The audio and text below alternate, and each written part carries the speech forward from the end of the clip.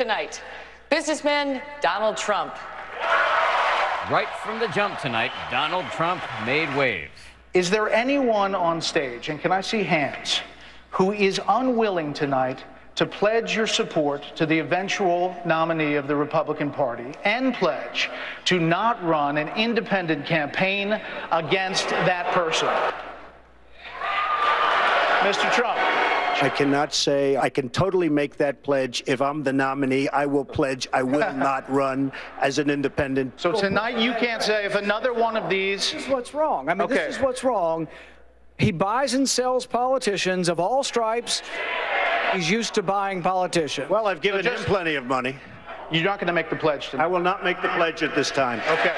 A few other candidates said a few other things, and then 21 minutes in, it was back to Trump for another doozy. You've called women you don't like fat pigs, dogs, slobs, and disgusting animals. Your Twitter account... Only Rosie O'Donnell. No, it wasn't. For the record, it was well beyond Rosie O'Donnell. Yes, I'm sure it was. Your Twitter account has several disparaging comments about women's looks. I think the big problem this country has is being politically correct. Moments later, Rosie herself weighed in on Twitter, quote, "Try explaining that to your kids." The testiest moment of the night didn't involve Trump, but instead New Jersey Governor Chris Christie and Kentucky Senator Rand Paul. It was over the NSA's bulk data collection, which Christie supports and Paul does not.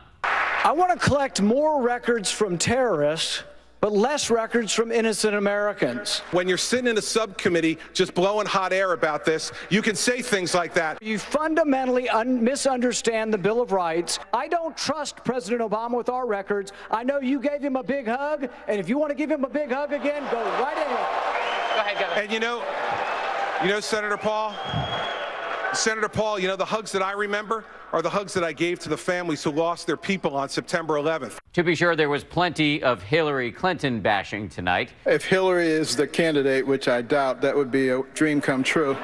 If I'm our nominee, how is Hillary Clinton going to lecture me about living paycheck to paycheck? Everywhere in the world that Hillary Clinton touched is more messed up today than before she and the We have many questions to come. Here in the same arena in Cleveland, where the Republican Party will hold its national convention next year. But perhaps the most bizarre riff on Hillary came from the Donald, who talked about why he contributed to her in the past. With Hillary Clinton, I said, be at my wedding, and she came to my wedding. You know why? She had no choice. It was a bit of a tough night at times for Jeb Bush. The former governor of Florida seemed to struggle on issues such as immigration, education, and once again, the Iraq War. But he did stay above the fray when offered a chance to attack Trump. You called Mr. Trump a clown, a buffoon, something else that cannot be repeated on television. None of which is true. Is it true? No, it's not true. But I have said that Mr. Trump's language is divisive. I want to win. I want one of these people here, or the ones at 5 o'clock, to be the next president of the United States. Well, first of all, Jeb, I am very happy that you denied that, and I appreciate that very much. So how did the debate go over with Republican voters? We got some rapid response tonight. If you won't say it, I will. From Tony Lahren, a young political commentator who's become a viral sensation on YouTube in recent weeks. Tonight she weighed in on all things Trump. We know Donald Trump tells it like it is. He's not afraid of it. What I saw, though, is Donald Trump be fearless. I didn't see him back himself into a corner. I saw him challenge Megyn Kelly. I saw him challenge other Republicans on the stage. And then I saw Megyn Kelly challenge him right back. I like the conversation there. And ABC's Tom Yamas was right there in Cleveland tonight for all the drama. Tom, what are you seeing there? Dan, good evening from the post-debate spin room where candidates are answering even more questions. The big buzz, obviously, that Donald Trump is not afraid to run without the Republican Party, refusing to take a pledge that he will not run as an independent. The other big buzz, some candidates actually breaking through. Besides Donald Trump, Dr. Ben Carson, the second most talked about candidate on social media. And speaking of social media, Hillary Clinton had something to say. Jon Stewart, missing you already. Hashtag GOP debate. Dan, back to you.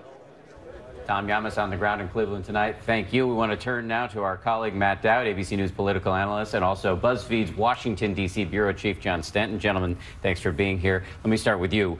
Did Donald Trump help or hurt himself tonight?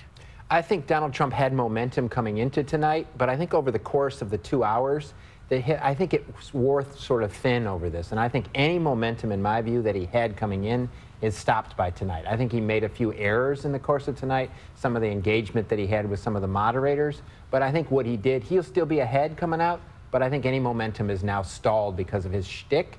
Kind of got a little old over 2 hours. So, John, you work at BuzzFeed. I've got to ask you, do you have a sense of what is popping tonight, what's going viral, if anything? I think there are a couple things. I think one, the eye roll from Rand Paul was kind of amazing in his fight with Governor Christie.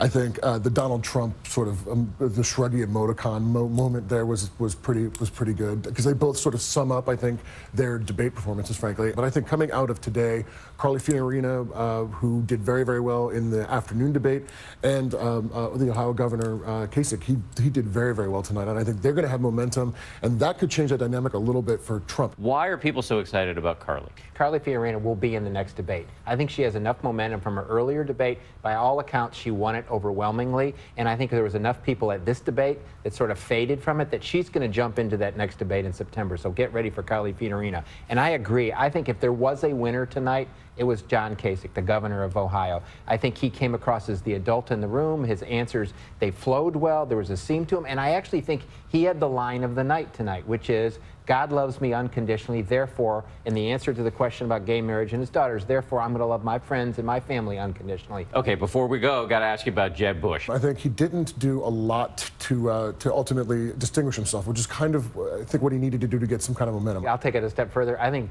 Jeb Bush is no longer the inevitable candidate that everybody thought he was. I think of anybody on that stage tonight that didn't do what they were supposed to do at all, it was Jeb Bush. He's going to need every dollar of his $100 million in this course of this race because he just lost any veneer of inevitability coming out of here.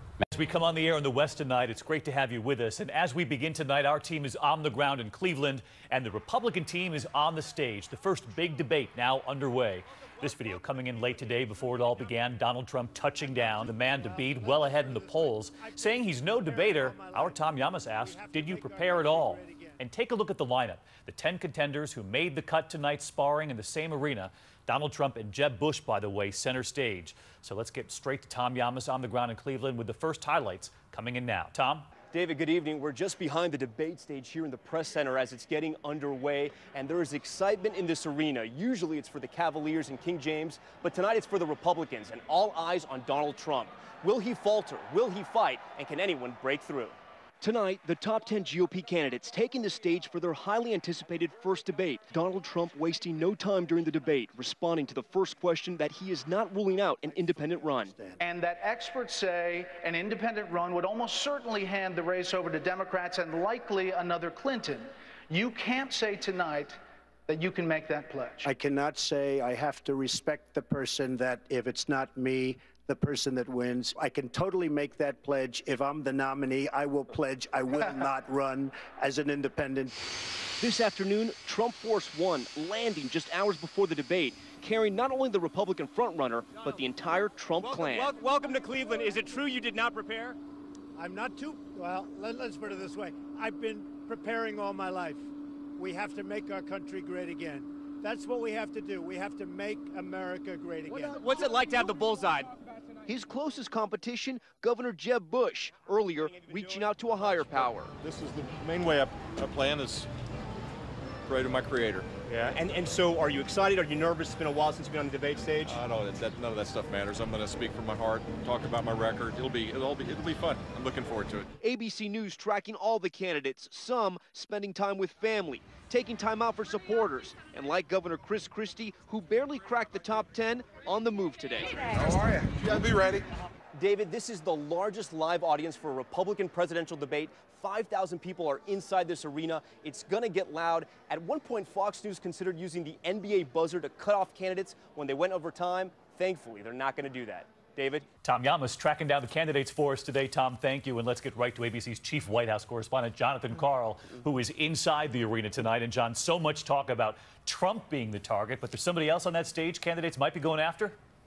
Well, David, for all the talk about the bullseye being on Donald Trump, talking to the campaigns, I see no candidate coming into this debate trying to pick a fight with Donald Trump. He may be the obvious frontrunner right now, but they don't see him as ultimately having a chance to win the nomination. They will be going after Jeb Bush. If it's 9-1 in this debate, the one under attack is much more likely to be Jeb Bush, still seen as the man to beat. All right, watching out for Jeb Bush tonight. John Carl, thanks for that. Let's get right to one other question tonight with ABC's political analyst Matthew Dowd. Donald Trump said just in the last week, Matthew, this about debating. I want to remind everyone at home.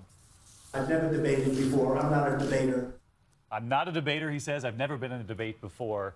What do you make of this? I think that's probably an accurate statement because he's much more used to giving orders in his previous life. Just delivering it out there. Just telling people what it is. When he says no debate prep, because you've prepped candidates for years before you became our analyst here, do you believe that there's been no prep here? He's been prepped. What this is really about is lowering expectation. What every candidate wants to do, including Donald Trump, is lower expectations far enough so that then when the night comes like tonight, you can exceed them. And so the story is in the aftermath that you exceeded the lower expectations. That's exactly what Donald Trump's doing. All right, Matt Dowder. And then I watch this idiot Lindsey Graham on television. He's a jackass. And he calls me a jackass. He's a jackass. Stay in the race. Just stop being a jackass. The problem with Mr. Trump's language is it's divisive, it's ugly, it's mean-spirited. I'm not a fan of Jeb Bush. It's Jeb Bush. He's stumbling. I don't know. I don't understand this man. He's stumbling like he's not even a smart person. On simple questions. What's going to happen when it's complicated? I call him the reluctant warrior. And perhaps warrior is not a good word because I'm not sure he's a warrior. Rick Perry should have to have an IQ test before getting on the debate stage. He offers a barking carnival act that can best be described as Trumpism. He put glasses on so people will think he's smart. Donald Trump's candidacy is a cancer on conservatism. What about Marco Rubio? I think he's highly overrated. I don't think that the way he's behaved over the last few weeks is either dignified or worthy of the office that he seeks. We already have a president now that has no class. And by the way, I have much better hair than he does, okay?